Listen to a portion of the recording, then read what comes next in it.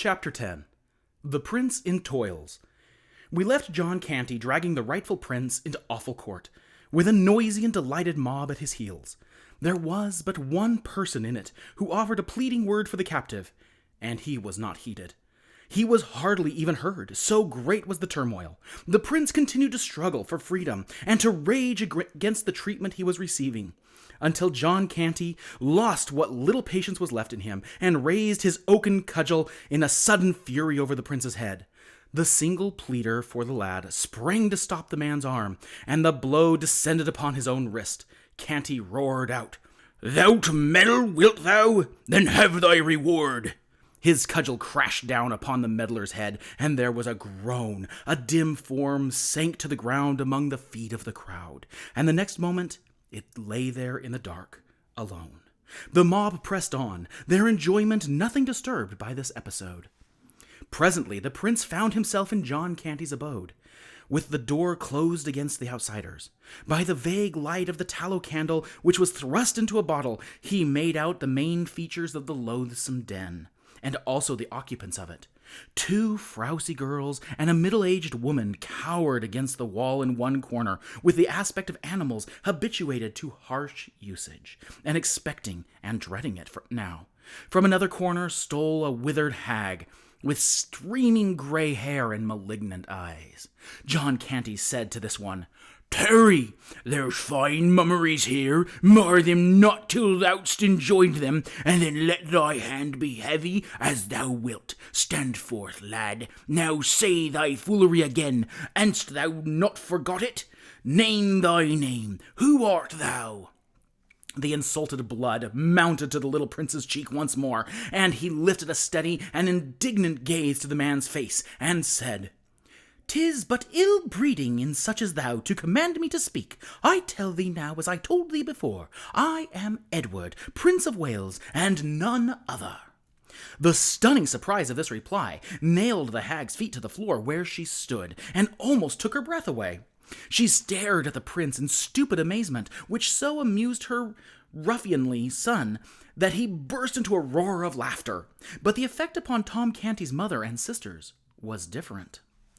Their dread of bodily injury gave way at once to distress of a different sort.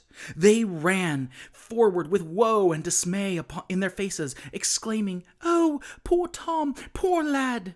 The mother fell on her knees before the prince, put her hand upon his shoulders, and gazed yearningly into his face through her rising tears.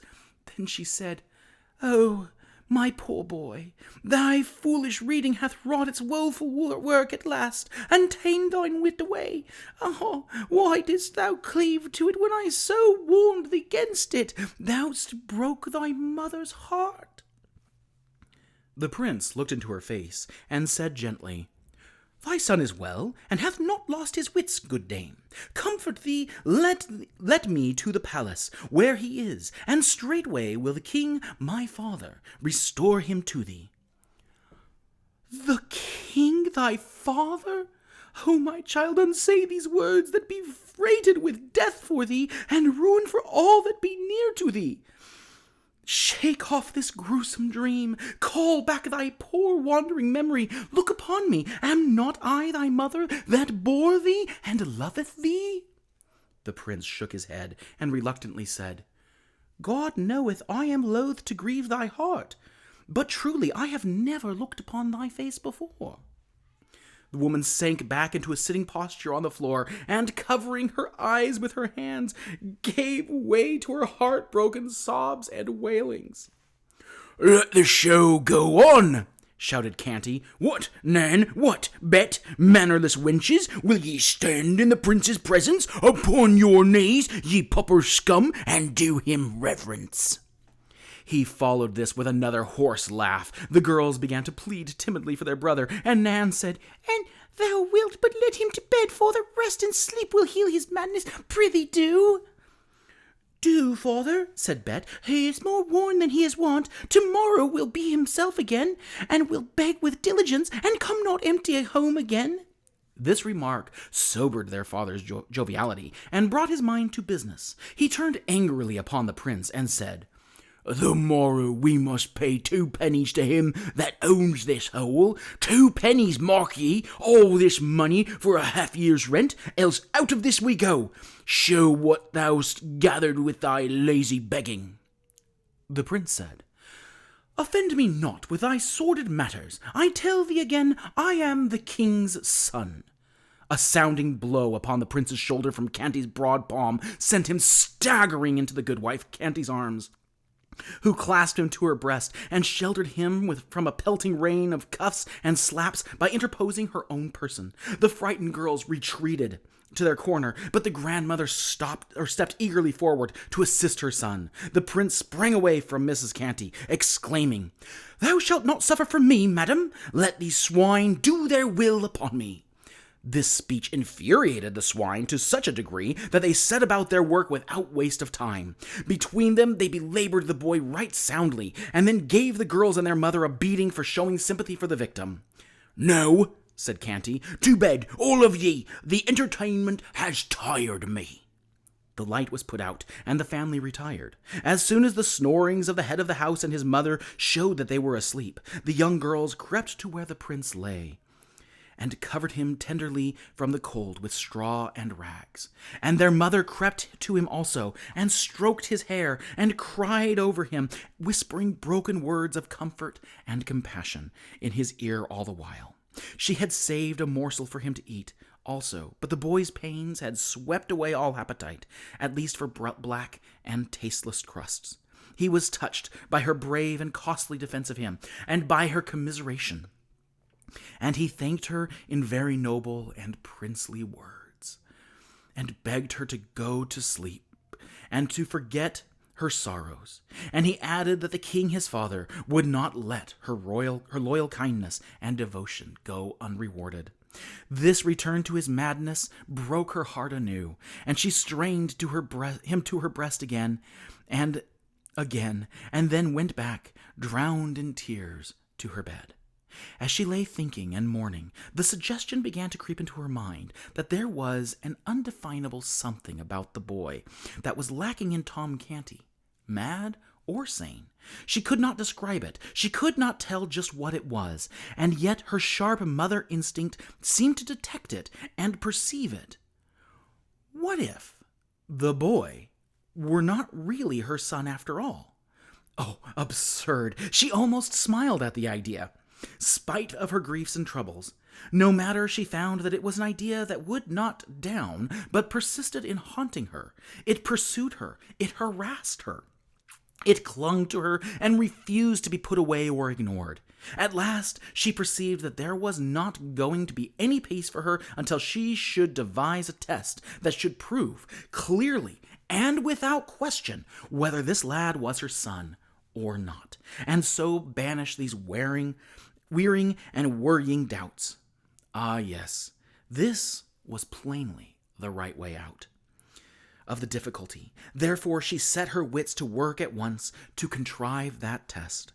But it was an easier thing to propose than to accomplish. She turned over in her mind one promising test after another, but was obliged to relinquish them all. None of them were absolutely sure, absolutely perfect, and an imperfect one could not satisfy her. Evidently, she was racking her head in vain. It seemed manifest that she must give the matter up. While this depressing thought was passing through her mind, her ear caught the regular breathing of her boy, and she knew he had fallen asleep. And while she listened, the measured breathing was broken by a soft, startled cry, such as one utters in a troubled dream. This chance occurrence furnished her instantly with a plan worth all her labored tests combined. She at once set herself feverishly, but noiselessly, to work to relight her candle, muttering to herself, "Had I but seen him then, I should have known, since that day, when he was little, that the powder burst in his face, he hath never been startled of a sudden out of his dreams, or out of his thinkings, but he hath cast his hand before his eyes, even as he did that day, and not as others would do it, with the palm inward, but always with the palm turned outward. I have seen it 100 times, and it hath never varied, nor ever failed. Yes, I shall soon know now." By this time she had crept to the slumbering boy's side, with the candle shaded in her hand.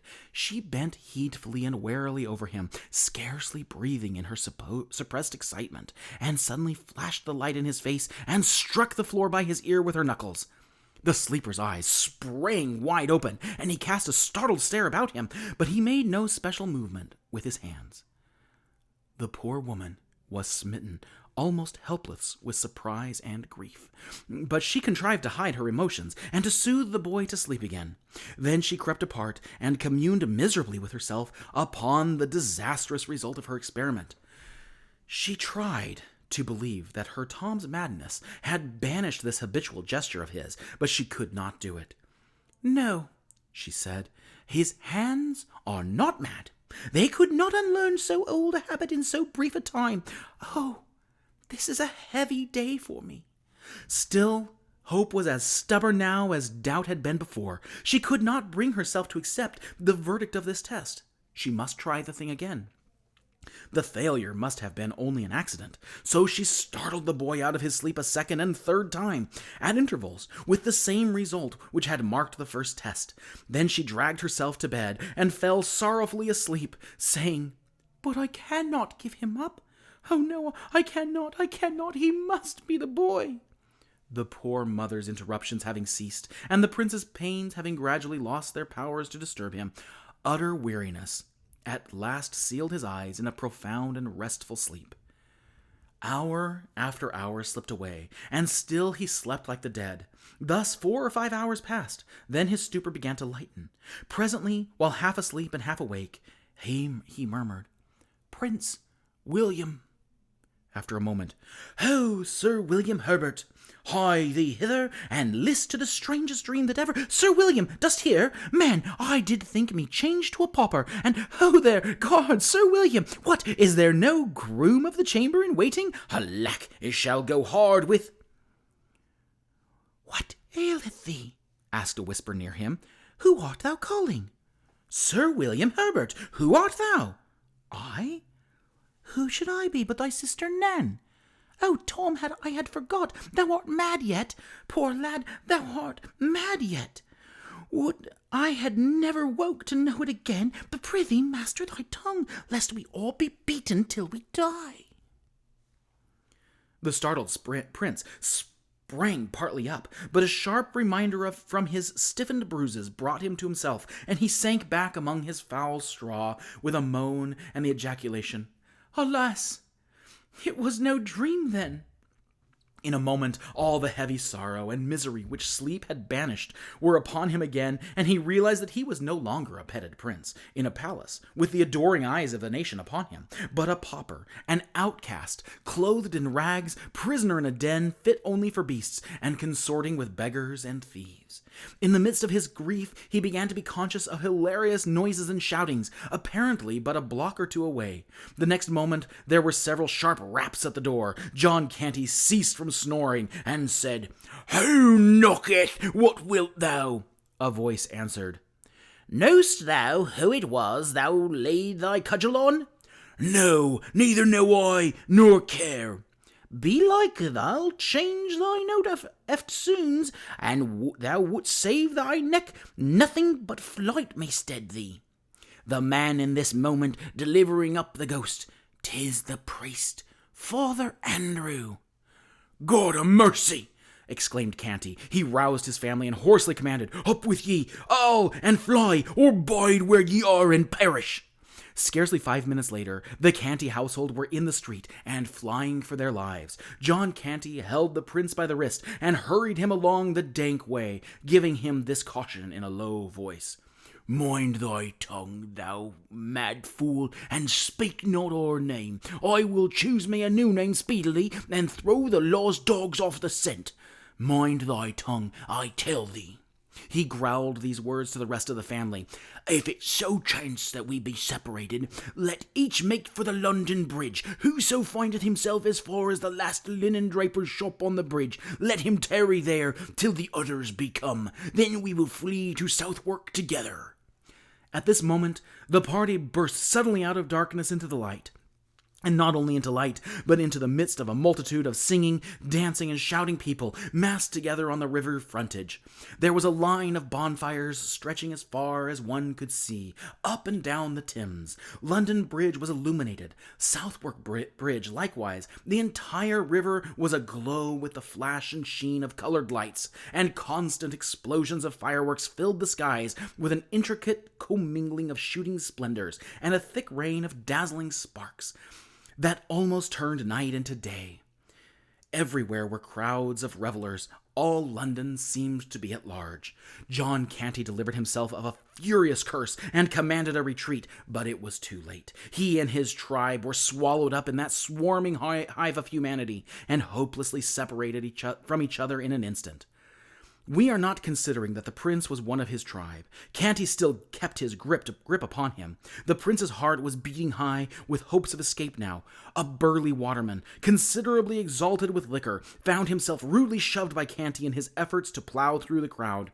He laid his great hand on Canty's shoulder and said, "Nay, whither so fast, friend? Dost canker thy soul with sordid business, when all that be leal men and true make holiday?"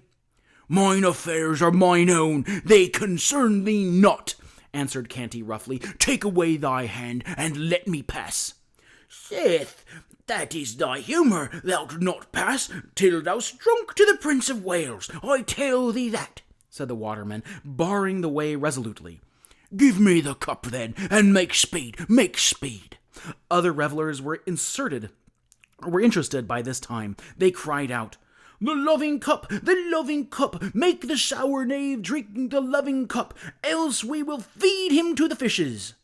So a huge loving cup was brought, the waterman grasping it by one of its handles and with the other hand bearing up the end of an imaginary napkin, presented it in due and ancient form to Canty, who had to grasp the opposite handle with one of his hands and take off the lid with the other according to ancient custom.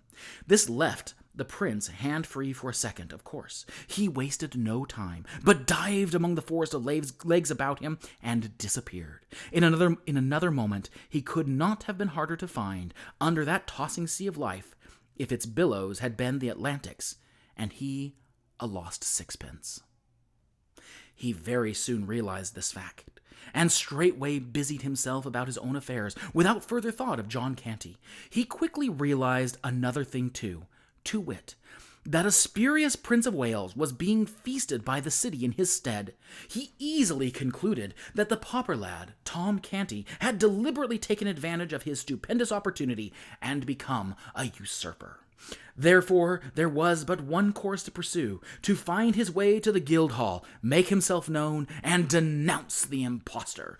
He also made up his mind that Tom should be allowed a reasonable time for spiritual preparation, and then be hanged, drawn, and quartered, according to the law and usage of the day, in cases of high treason.